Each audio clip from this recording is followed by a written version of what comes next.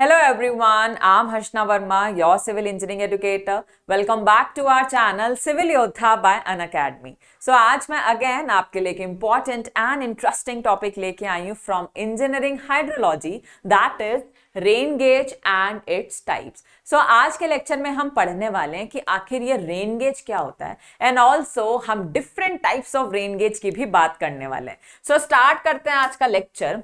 Before starting आपके लिए एक बिगेस्ट अनाउंसमेंट है. अनअकैडमी आप लोगों के लिए लेके आ रहा है biggest scholarship test for GATE, जो कि कंडक्ट हो रहा है ऑन 24 नवंबर सुबह 11 बजे. इसके लिए आपको एनरोलमेंट करना है, वो भी फ्री में. लिंक आपको मिल जाएगा इन डिस्क्रिप्शन बॉक्स, ठीक है. एंड आपको एक्साइटिंग और रिवॉर्ड्स मिलेंगे एंड स्कॉलरशिप पाने का भी मौका मिलेगा. रिवॉर्ड्स की अगर मैं बात करूं तो laptop, tablet, smartphones and many more exciting rewards आपको मिलने वाले हैं. एंड ऑल्सो आपकी गेट एप्लीकेशन फी का रिफंड भी आपको मिल सकता है, ठीक है. सो ये सब डिपेंड करेगा based on your ranks. So for further details, for complete details आप लिंक ओपन कीजिए, एनरोलमेंट कीजिए एंड सारी इंफॉर्मेशन आपको वहां पे मिल जाएंगी, ठीक है. सो स्टार्ट करते हैं आज का लेक्चर. सबसे पहले बात आती है कि आखिर ये रेन गेज क्या होता है, ठीक है. सो रेन गेज एक इंस्ट्रूमेंट है या फिर एक डिवाइस है जो रेनफॉल को मेजर करने का काम करता है, ठीक है. किसी पर्टिकुलर एरिया में बारिश हो रही है, किसी पर्टिकुलर टाइम के लिए हो रही है, तो उस बारिश को कलेक्ट करना एंड मेजर करना, उसके लिए जो इंस्ट्रूमेंट यूज होता है उसी को मैं बोलती हूँ रेन गेज, ठीक है. तो आपको इमेज में जो दिख रहा है ये है रेन गेज, ठीक है. So rain gauge is an instrument that is used to measure the amount of precipitation falling over a particular area for a specific period of time, ठीक है. तो ये हमें समझ आ गया कि रेन गेज होता क्या है. अब बात आती है कि आपकी जो रेनफॉल है उसको हम रिप्रेजेंट करते हैं in terms of depth. In terms of depth. अब डेप्थ की यूनिट क्या हो सकती है? सेंटीमीटर हो सकती है, मिलीमीटर हो सकती है या इंच हो सकती है, ठीक है. बट यूजुअली हम जो यूज करते हैं दैट इज मिलीमीटर और सेंटीमीटर, ठीक है. अब पॉइंट आता है कि ये डेप्थ कैसे निकलेगी, डेप्थ कैसे निकाले. तो जैसे इस पर्टिकुलर एरिया में बारिश हो रही है तो बारिश आपके रेन गेज में कलेक्ट होगी, तो आपको वॉल्यूम ऑफ वाटर कलेक्टेड मिल जाएगा. कितना पानी इकट्ठा हुआ है मेरे रेन गेज में, तो मुझे वॉल्यूम मिल जाएगा. अगर मैं वॉल्यूम को डिवाइड कर दूं with the area of gauge या फिर अपर्चर एरिया से, तो मुझे क्या मिल जाएगी? मुझे मिल जाएगी डेप्थ, और मुझे डेप्थ ही चाहिए, ठीक है. सो हम जो रेनफॉल को रिप्रेजेंट करते हैं वो in terms of depth represent करते हैं, तो ये आपको याद रखना है. So most rain gauges use millimeters as the unit of measurement and sometimes the measurement results are in inches or centimeters as the unit. तो हमने बात कर ली कि यूनिट क्या क्या पॉसिबल हैं, ठीक है. The reading of the rain gauge can be read manually or using an automatic weather station. आपको जो रीडिंग लेनी है आप उसको मैनुअली भी ले सकते हो या फिर ऑटोमेटिक अरेंजमेंट्स भी होते हैं. उसी के बेसिस पे दो क्लासिफिकेशन है, that is non recording type rain gauge and also recording type rain gauge, जो अभी जस्ट हम पढ़ने वाले हैं, ठीक है. Rain gauges are also known as odometer, pluviometer, ombrometer, hyetometer, precipitation gauge. तो ये कुछ नाम है किसके? रेन गेज के. तो इन नामों से भी हम इसको जानते हैं. ये क्वेश्चन भी आपसे पूछा जाता है, तो ये पॉइंट भी याद रखना, ठीक है. सो इस तरीके से कुछ रेन गेज हमें देखने को मिलता है. Nice. Now next is measurement of rainfall by rain gauges. अब हमें क्या करना है? अब हमें रेनफॉल को मेजर करना है with the help of rain gauges, ठीक है. सो बेसिकली ये मान लो आपको कोई पर्टिकुलर एरिया है एंड इस पर्टिकुलर एरिया पे बारिश हो रही है, तो मुझे क्या है? रेन गेज डेंसिटी कैलकुलेट करनी पड़ेगी कि मैं किधर किधर रेन गेज लगाऊं. तो रेन गेज डेंसिटी जो होगी वो डिपेंड करेगी बहुत सारे फैक्टर्स पे. बेसिकली इस पर्टिकुलर एरिया में कितनी बारिश हो रही है उस पर डिपेंड करेगा. अगर आपकी बारिश ज्यादा हो रही है आपको ज्यादा रेन गेज चाहिए रहेंगे, कम हो रही है आपको कम चाहिए रहेंगे. एंड ऑल्सो आपके रीजन की क्या टोपोग्राफी है, प्लेन एरिया है या माउंटेनियस है, एरिड है कि पोलर है. सो इन सब रीजन पे भी डिपेंड करेगा कि आपको रेन गेज की क्या डेंसिटी रखनी होगी या फिर कितने ज्यादा रेन गेज की रिक्वायरमेंट होगी. एंड ऑल्सो आपकी एक्यूरेसी का क्या रिक्वायरमेंट है, आपको ज्यादा एक्यूरेट रिजल्ट चाहिए, कम एक्यूरेट चाहिए, किस पर्पज के लिए यूज हो रहा है, ठीक है. मान लो फोरकास्ट करनी है या व्हाटएवर जो एप्लीकेशंस हैं जिसके लिए आप रेनफॉल मेजर कर रहे हो, तो उस पे भी डिपेंड करेगा. सो रेन गेज डेंसिटी जो होगी वो इन फैक्टर्स पे डिपेंड करती है. अभी हमने ये जाना, ठीक है. Now next is conditions to set rain gauge. अब ये इंपॉर्टेंट है, इसको ध्यान से सुनना। अब हमें देखना है कि हम किसी पर्टिकुलर लोकेशन पे रेन गेज को सेट करने वाले हैं, तो उसके लिए हमें किन किन बातों का ध्यान में रखना होता है। तो first is the ground must be levelled and open. जिस एरिया में आप रेन गेज को इंस्टॉल करने वाले हो, that must be levelled and open, and also the instrument must be present at a horizontal catch surface. आप अपने इंस्ट्रूमेंट को एट हॉरिजॉन्टल सरफेस ही उसको प्लेस करोगे। ऐसा नहीं है कि आपका जो रेन गेज है वो कहीं टेढ़ा हो रहा है कि ऐसा हो रहा है, तो आपको रीडिंग्स प्रॉपर नहीं मिलेगी, तो आपको एक्यूरेट रिजल्ट्स नहीं मिलेंगे। ठीक है, सो पहला पॉइंट हम समझ गए। Second point is the gauge must be set as near to the ground as possible to reduce the wind effect. अब ये क्या बोल रहा है कि ऐसा नहीं है आपका ग्राउंड कहीं यही है एंड आपने कहीं हवा में अपने रेन गेज को इंस्टॉल कर दिया। अगर आपने इस तरीके से बहुत ऊंचा रेन गेज का इंस्टॉल कर दिया तो ड्यू टू विंड इफेक्ट्स आपको प्रॉपरली रेनफॉल कलेक्ट नहीं हो पाएगी एंड आपको रिजल्ट भी प्रॉपर नहीं मिलेंगे। तो हमें एक ऐसे हवा में नहीं करना, हम थोड़ा नियरर टू द ग्राउंड करेंगे, बट ऐसा भी नहीं है कि बिल्कुल ग्राउंड पे रख देंगे। ठीक है, एक सर्टेन हाइट पे रखेंगे। सर्टेन हाइट पे क्यों रखेंगे, अब उसको देखते हैं। It must be sufficiently high to prevent splashing, flooding etcetera. अब मान लो आपका ये पूरा पर्टिकुलर एरिया है, ठीक है, इसी इमेज से समझो कि मान लो ये आपका पूरा पर्टिकुलर एरिया है एंड आपने ग्राउंड पे ही रख दिया। ठीक है, बारिश आई एंड आप पूरी फ्लडिंग कंडीशंस हो गई, आपका पूरा रेन गेज ही पानी में डूब गया, तो कुछ फायदा होगा नहीं। हम तो प्रॉपरली रेनफॉल को रिकॉर्ड ही नहीं कर पाए, तो इनएक्यूरेट रिजल्ट देगा, ये तो काम का ही नहीं रहा है ना। तो हमें इतना भी नहीं करना, तो ना ही बहुत ऊंचा रखना है एंड ना ही बिल्कुल ग्राउंड पे रखना है, तो एट सफिशिएंट हाइट रखना है सो दैट ना तो विंड का इफेक्ट हो एंड ना ही फ्लडिंग या स्प्लैशिंग हो मेरे रेन गेज में। ठीक है, The instrument must be surrounded by an open fenced area of at least 5.5 metre into 5.5 metre.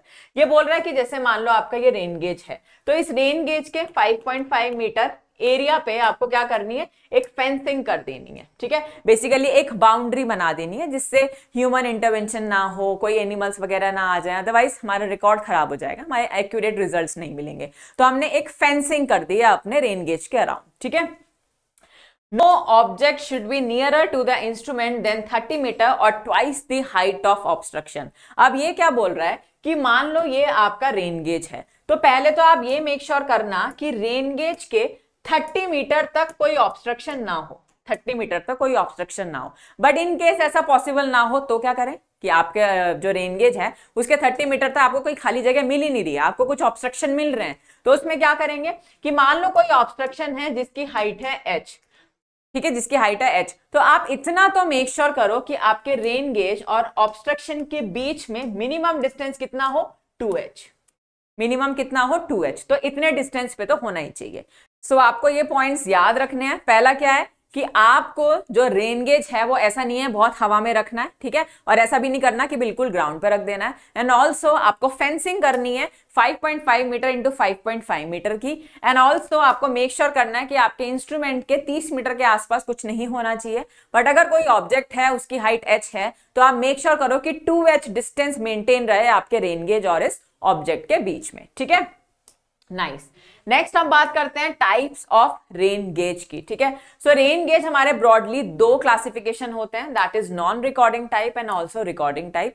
Recording में फर्दर क्लासिफिकेशन है tipping bucket, weighing bucket, floating और नेचुरल साइफन टाइप। तो ये इंपॉर्टेंट है, आप कोई भी कॉम्पिटिटिव एग्जाम देते हो आपको यहां से क्वेश्चन देखने को जरूर मिलता है। ठीक है, now first is non recording rain gauge. तो आपको नाम में ही देखने को मिल रहा है, नॉन रिकॉर्डिंग मीन्स ये जो रेन गेज है ये सिर्फ पानी को कलेक्ट करेगा, आपको कोई रिकॉर्ड नहीं मिलेगा, इसमें कोई रिकॉर्ड नहीं मिलता। ठीक है, so non recording type rain gauge they are the most widely used type of rain gauge in India for the measurement of rainfall, क्योंकि ये इकोनॉमिकल ऑप्शन भी होता है। ठीक है, हम इसको नॉन रिकॉर्डिंग क्यों बोल रहे हैं, क्योंकि they do not record the rain, कोई रेन को रिकॉर्ड नहीं कर रहा है, ये सिर्फ पानी को कलेक्ट करने का काम कर रहा है, मेरी बारिश को कलेक्ट कर रहा है, दैट्स इट। ठीक है, सो आपसे एक इंपॉर्टेंट क्वेश्चन पूछा जाता है कि इंडिया में जो non recording type rain gauge use होता है उसका क्या नाम है, उसका नाम है साइमंस रेन गेज। आपको बहुत क्वेश्चन देखने को मिलता है, लोग अक्सर कंफ्यूज होते हैं साइमंस एंड साइफन में। ठीक है, तो जो आपका नॉन रिकॉर्डिंग है दैट इज साइमंस, ठीक है। एंड जो आपका रिकॉर्डिंग टाइप आता है वो आता है साइफन। तो याद रखना साइमंस रेन गेज। तो आपको जो इमेज दिखाई गई है वो साइमंस रेन गेज की ही दिखाई गई है। आपको दिखेगा कि बारिश आ रही है, वो इस फनल के थ्रू इस तरह से कलेक्ट होगी, हमारी जो जार है, जो बॉटल है, उसमें कलेक्ट होती है, ठीक है। पानी को कलेक्ट कर लिया, उसके बाद ग्रेजुएशंस होते हैं, हम आसानी से निकाल पाते हैं कि कितनी बारिश है या कितना पानी कलेक्ट हुआ, ठीक है। इसको हम डेली सुबह 8:30 बजे कलेक्ट करते हैं। तो जितनी बारिश रिकॉर्ड होती है वो एक दिन की बारिश होती है। तो हमें नहीं पता वो किस टाइम पर्टिकुलर टाइम पे आई होगी, किस टाइम पे कितनी इंटेंसिटी रही होगी, ये सब हमें कुछ नहीं पता। बस हमें इतना पता है कि एक दिन में इतनी बारिश इकट्ठी हो गई या एक दिन में इतनी बारिश हुई, दैट्स इट, ठीक है। तो ये आपको किससे देखने को मिलता है? In non recording rain gauge. आपसे डायमीटर पूछी जाती है, याद रखना 12.7 सेंटीमीटर या फिर 127 mm। एंड अगर मैं ग्राउंड लेवल से रिम तक की बात करूं तो आपको जो डिस्टेंस होता है दैट इज 30 सेंटीमीटर। आपको ये भी याद रखना है, ठीक है। मैंने बात की थी कि आपको रेन गेज को ग्राउंड पे नहीं रखना, तो हमने एक फाउंडेशन ब्लॉक बनाया हुआ है 60 बाय 60 बाय 60 का, जिसके ऊपर हमने रेन गेज को प्लेस किया हुआ है, ठीक है। तो ये कुछ इंफॉर्मेशन है जो आपको थोड़ी बहुत याद रखनी है। So in India, the most commonly used non-recording rain gauge for the measurement of rainfall is Siemens rain gauge। ये बहुत इंपॉर्टेंट है, याद रखना। साइमंस जो है वो क्या है? नॉन रिकॉर्डिंग, ठीक है। रिकॉर्डिंग में साइफन आता है तो लोग साइमन साइफन में कंफ्यूज होते हैं, तुम मत होना, ठीक है। इसकी जो कलेक्टिंग डायमीटर होती है दैट इज 127। ये एक और एमसीक्यू है जो आपसे पूछा जाता है। अब नेक्स्ट पॉइंट क्या बोल रहा है कि जो इंडियन मेट्रोलॉजिकल डिपार्टमेंट है IMD, उन्होंने स्विच कर लिया है एंड अब वो क्या यूज करते हैं? Fibre glass reinforced polyester type rain gauge, जिसकी एक्यूरेसी थोड़ी इंप्रूव्ड है, ठीक है। ये पॉइंट भी थोड़ा बहुत आप याद रख सकते हो। नेक्स्ट इंपॉर्टेंट बात करते हैं रिकॉर्डिंग टाइप रेन गेजेस की। नॉन रिकॉर्डिंग में क्या कर रहा है? कुछ नहीं, पानी को बस कलेक्ट कर रहा है, कोई रिकॉर्ड नहीं है, हमें नहीं पता किस टाइम कितनी बारिश हुई, हमें कोई इंटेंसिटी नहीं पता, नथिंग, हमें कुछ नहीं पता। But recording type rain gauge में आपको प्रॉपर ग्राफ मिलेंगे, आपको प्रॉपर मास कर्व मिलेगा, इंटेंसिटी मिलेगी। तो ये सब फायदे होते हैं हमारे रिकॉर्डिंग टाइप रेन गेज के, ठीक है। So it automatically measure and record rainfall over the time, ठीक है। उसमें हमें मैनुअली सब कुछ करना पड़ रहा था, पानी कलेक्ट हुआ है, हम मैनुअल चेक कर रहे हैं, मैनुअली रीडिंग ले रहे हैं। But in case of recording type rain gauge यहाँ पे सब ऑटोमेटिकली रिकॉर्ड हो जा रहा है, ठीक है। ग्राफ बन जा रहे हैं that shows total rainfall, duration, intensity. तो मास कर्व क्या होता है? एक्यूमुलेटेड रेनफॉल वर्सेस टाइम का ग्राफ। तो आपको मास कर्व भी देखने को मिलता है। कौन सी कैटेगरी ऑफ रेन गेज से? Recording type. These gauges also called integrating or continuous rain gauge and are useful in remote areas where regular manual checks are difficult. So basically जो हमारा recording type rain gauge है इसको हम integrating और continuous rain gauge भी बोलते हैं। And हम इसको कहाँ यूज करेंगे? उन प्लेसेस पे यूज करेंगे जो रिमोट एरियाज है या जहाँ पे एक्सेस नहीं है प्रॉपर, तो वहां पे बार बार मैनुअली जाके चेक करना, रीडिंग लेना, इट्स क्वाइट डिफिकल्ट। तो उस केस में आप recording type rain gauge use करते हो, क्योंकि यहाँ पे सारे रिकॉर्ड्स आपको ऑटोमेटिकली मिल जा रहे हैं, ठीक है। 3 टाइप के रिकॉर्डिंग रेन गेज है जो हम पढ़ने वाले हैं, that is tipping bucket, weighing bucket, floating और नेचुरल साइफन टाइप, ठीक है। याद रखना साइफन है रिकॉर्डिंग में, नॉन रिकॉर्डिंग क्या था? साइमंस, ठीक है। ओके, सो अब फर्स्ट कैटेगरी की बात करते हैं, that is tipping bucket type. तो नाम में ही है टिपिंग बकेट, मींस मेरी बकेट टिप कर जाएगी, ठीक है। सो इस अरेंजमेंट को समझते हैं। सो rain water is collected in a collector, ठीक है, and pass through a funnel in tipping bucket rain gauge. तो आपको कुछ इस तरीके से अरेंजमेंट देखने को मिलता है। एक रिसीवर है जिसमें से बारिश आ रही है एंड वो फनल के थ्रू पास हो रही है एंड देन आपके टिपिंग बकेट में जा रही है। ये टिपिंग बकेट कुछ अगर आप क्लोजअप देखो तो इस तरह से देखने को मिलेगा। इसमें आपको 2 कंपार्टमेंट देखने को मिल रहा है। तो जैसे बारिश आएगी, आपका एक कंपार्टमेंट में बारिश फिल होनी शुरू होगी एंड जैसे ये 0.25 mm से एक्सीड कर जाएगी, मेरा जो ये वाला पार्ट है, मेरी जो बकेट है वो टिप कर जाएगी एंड वो इसको एम्प्टी कर देगी एंड ये जो एम्प्टी वाला फनल है ये हमारे उसके नीचे आ जाएगा, ठीक है। तो इस तरीके से हमारी जो बकेट है वो टिप करती रहती है। तो जितनी ज्यादा बारिश होगी उतनी जल्दी जल्दी मेरी बकेट की टिपिंग होगी। सो टिपिंग बकेट टाइप से हमें इंटेंसिटी ऑफ रेनफॉल देखने को मिलती है। तो ये बहुत इंपॉर्टेंट एमसीक्यू है जो आपसे पूछा जाता है कि अगर आपको इंटेंसिटी ऑफ रेनफॉल चाहिए तो आप कौन से रेन गेज को यूज करेंगे, कौन से टाइप के रेन गेज को यूज करेंगे। सो या answer will be tipping bucket type rain gauge, जो कि एक रिकॉर्डिंग टाइप रेन गेज है, ठीक है। तो water is discharged through the funnel into a 2 compartment bucket, ठीक है। When one compartment fills with 0.25 mm of rain water, the bucket tips. जैसे ही मेरा एक कंपार्टमेंट फिल हुआ, 0.25 mm फिल हुआ, देन वो जो बकेट है वो टिप कर जाएगी एंड वो एम्प्टी कर देगी in a reservoir and moving the second compartment beneath the funnel. फिर क्या होगा, जो मेरा एम्प्टी वाला पार्ट है वो मेरे फनल के नीचे आ जाएगा, देन बारिश उसमें कलेक्ट होगी, देन उसमें 0.25 mm हुआ, देन टिप करके। तो इस तरीके से टिपिंग चलती रहती है। तो इसीलिए हम इस प्रोसेस को या इस रेन गेज को क्या बोलते हैं, tipping bucket type rain gauge. अब अगर हम रियल इमेज की बात करें, रियल इमेज तो आपको कुछ इस तरीके से देखने को मिलती है टिपिंग बकेट टाइप, ये हमारी रियल इमेज है। ठीक है, अब बात आती है सबसे ज्यादा एक और एमसीक्यू आपसे जो पूछा जाता है कि अगर इनएक्सेसिबल एरिया है या फिर हिली एरिया है तो कौन से टाइप ऑफ रेन गेज आप यूज करते हो। सो या answer will be tipping bucket type. याद रखना, ये जो रेन गेज है ये हम इंस्टॉल करते हैं इन हिली एरियाज या इनएक्सेसिबल एरियाज, जहां पे हम मैन्युअली रीडिंग नहीं ले सकते, वहां पे हम ये recording type rain gauge use करते हैं, where they can provide measurement directly to the controlling meteorological stations control room। ठीक है, आपको डायरेक्टली रीडिंग्स मिल जाती है, आपको मैन्युअली लेनी नहीं पड़ती, सीधा कंट्रोल रूम में आपके पास रीडिंग्स आ जाती हैं। तो ये फायदा है रिकॉर्डिंग टाइप रेन गेज का। Next is weighing bucket. Tipping bucket में क्या था, साउंड कर रहा था ना कि बकेट टिप हो रही है, टिपिंग बकेट। अब इसमें कुछ साउंड कर रहा है वेइंग बकेट, मींस वेट का कुछ सिनेरियो है। समझते हैं, weighing bucket type rain gauge is most common self recording rain gauge। self recording means automatically recording हो रही है, मैन्युअली नहीं करना। ठीक है, सो इस तरीके से कुछ अरेंजमेंट होता है। आपका ये फनल है, रिसीविंग फनल, पानी आएगा एंड नीचे एक कैच बकेट लगा रखी है। बकेट के नीचे आपको एक स्प्रिंग बैलेंस दिख रहा होगा, जहां पे स्प्रिंग बैलेंस या लीवर बैलेंस या फिर कोई वेइंग मैकेनिज्म लगा होता है। ठीक है, सो जैसे जैसे बारिश आती जाएगी मेरे बकेट में एंटर होती रहेगी, मेरी बकेट का वेट बढ़ता रहेगा, वेट बढ़ता रहेगा। तो यहाँ पे एक अरेंजमेंट लगा है, रिवॉल्विंग ड्रम पे एक चार्ट लगाया हुआ है, जैसे कुछ इस तरह से आपको देखने को मिल रहा है। तो एक रिवॉल्विंग ड्रम है, उस पे एक चार्ट लगाया है। तो यहाँ पे with the help of pen driven clock mechanism हमें क्या होगा, जैसे जैसे मेरा पानी बढ़ता जाएगा, जैसे जैसे मेरी वेट बढ़ता रहेगा, तो मेरा जो ड्रम है वो रोटेट कर रहा है एंड उस पे ग्राफ हमने अटैच किया हुआ है। एक पेन है जो कि प्रॉपर रिकॉर्ड करता रहेगा जो भी रीडिंग्स है।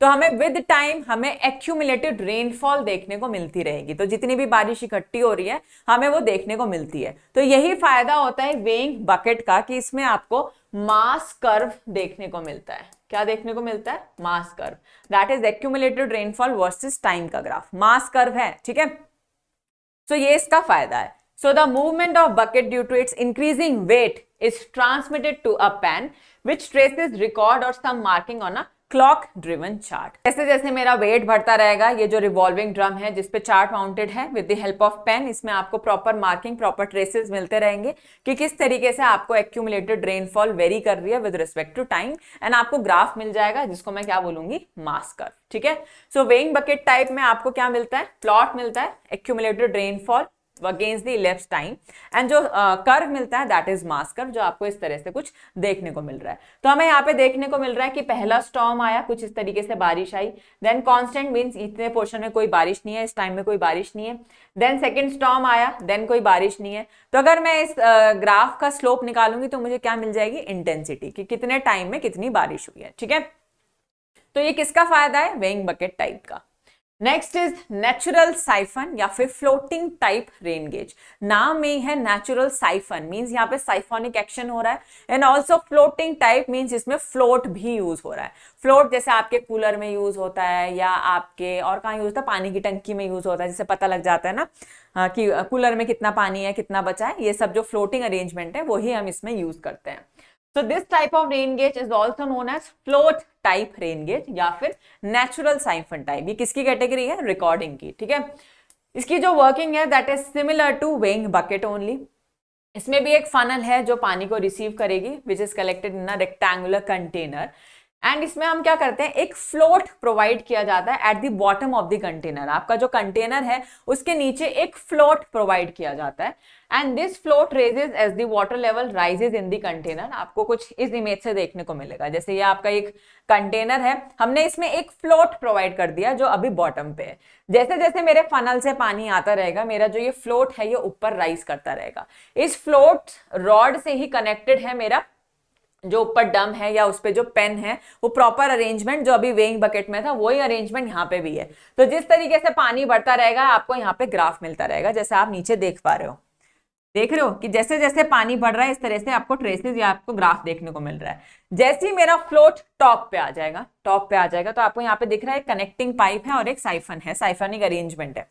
तो जब मेरा फ्लोट टॉप पे आ जाएगा तो मेरा due to this siphonic action मेरा जो वाटर है वो रिलीज हो जाएगा through the connecting pipe and मेरा फ्लोट सीधा नीचे ड्रॉप कर जाएगा। तो आपको ये जो ड्रॉपिंग अरेंजमेंट दिख रही है यही देख रही है कि फ्लोट ऊपर जाके ड्यू टू साइफोनिक एक्शन ये रिलीज हुआ वाटर एंड मेरा फ्लोट नीचे चला गया। देन फिर पानी बढ़ेगा एंड देन नीचे, देन फिर पानी बढ़ेगा देन नीचे। तो आपको इस तरह से मास कर्व देखने को मिलता है। तो फ्लोटिंग टाइप में भी आपको मास कर्व देखने को मिलता है, ठीक है। So its movement being recorded by a pen moving on a recorded drum, वही जो clock driven mechanism है, पेन की हेल्प से आपको सारे ट्रेसेस मिल जाएंगे जैसे आपको वेइंग बकेट में भी मिल रहे थे। So when water rises तो क्या होगा, आपका जो फ्लोट होगा वो भी राइज करेगा।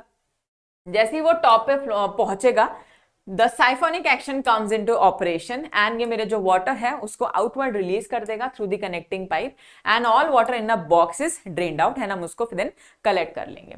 So this rain gauge is adopted as the standard recording rain gauge in India.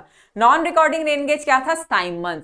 Standard recording rain gauge क्या है in India? That is natural siphon type या फिर float type rain gauge. And जो आपको curve मिला है using this data, that is mass curve of rainfall. ठीक है? अब बात करते हैं रेन गेज नेटवर्क की, ठीक है। Rain gauge network means rain gauge density कितनी होनी चाहिए। मैंने बात की आपका कोई पर्टिकुलर एरिया है, आपको रेन गेजेस इंस्टॉल करने हैं, तो आप कितने ज्यादा रेन गेज लगाओ कम लगाओ ये सब डिपेंड करेगा किस पे, कि कितनी ज्यादा बारिश हो रही है, क्या टोपोग्राफी है या आपको क्या एक्यूरेसी की रिक्वायरमेंट है, ठीक है। So the number of rain gauges should be as much as possible so that rain gauge for a particular catchment is sufficient. But बहुत ज्यादा होंगे तो क्या होगा, uneconomical होगा।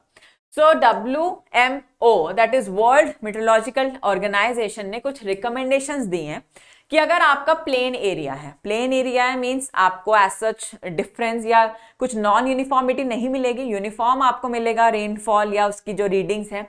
तो उसके लिए उन्होंने बोला है कि आप 600 से 900 किलोमीटर स्क्वायर के अंदर एक रेन गेज लगाओ तब भी इनफ है, ठीक है। ये पूरा एरिया है, मान लो 600 से 900 किलोमीटर स्क्वायर का एरिया, यहाँ पे आप एक रेन गेज इंस्टॉल करो, दैट इज सफिशिएंट, ठीक है। फॉर माउंटेनियस रीजन, अब माउंटेनियस रीजन है मीन्स बारिश ज्यादा है तो आपको बेसिकली 100 से 250 किलोमीटर स्क्वायर एरिया में ही एक रेन गेज होना चाहिए। तो आपको यहाँ पे रेन गेज की रिक्वायरमेंट इंक्रीज हो गई, यहाँ पे आपको ज्यादा रेन गेज की रिक्वायरमेंट चाहिए रहेगी, ठीक है।